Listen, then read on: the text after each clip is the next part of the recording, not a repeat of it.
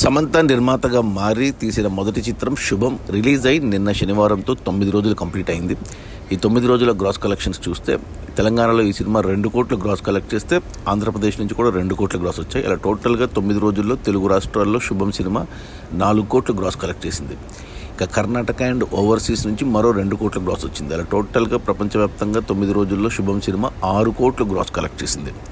ఇక ఈ 6 కోట్ల గ్రాస్లో థియేటర్ల రెంట్లు, గవర్నమెంట్ ట్యాక్సులు, ఖర్చులన్నీ పోను డిస్ట్రిబ్యూటర్ షేర్ వచ్చేసి 3 కోట్లు ఉంది.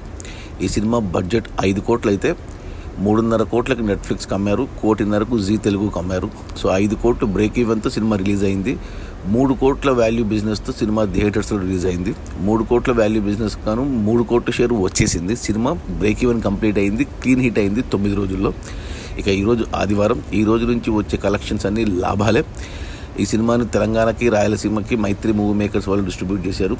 ఆంధ్రప్రదేశ్కి సురేష్ ఫిలిమ్స్ వాళ్ళు డిస్ట్రిబ్యూట్ చేశారు.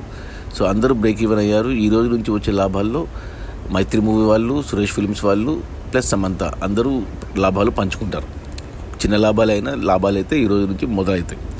అది మన సమంత నిర్మాతగా మారి తీసిన మొదటి సినిమా శుభం. అంత కొత్త వాళ్ళతో తీసిన ఈ సినిమా 9 రోజుల్లో 6 కోట్ల గ్రాసు, అందులో డిస్ట్రిబ్యూటర్ షేర్ వచ్చేసి 3 కోట్లు. సినిమా బడ్జెట్ 5 కోట్లు అయితే డిస్ట్రిబ్యూటర్లకు 3 కోట్లకు అమ్మారు. 3 కోట్ల డిస్ట్రిబ్యూటర్ షేర్ కను 3 కోట్లు వచ్చేసాయి. సినిమా క్లీన్ హిట్ అయింది బాక్సాఫీస్ దగ్గర కమర్షియల్గా. ఇక ఈ రోజు నుంచి వచ్చే లాభాలతో సినిమా హిట్ నుంచి సూపర్ హిట్ అయ్యే ఛాన్సెస్ ఉన్నాయి వచ్చే లాభాలని బట్టి.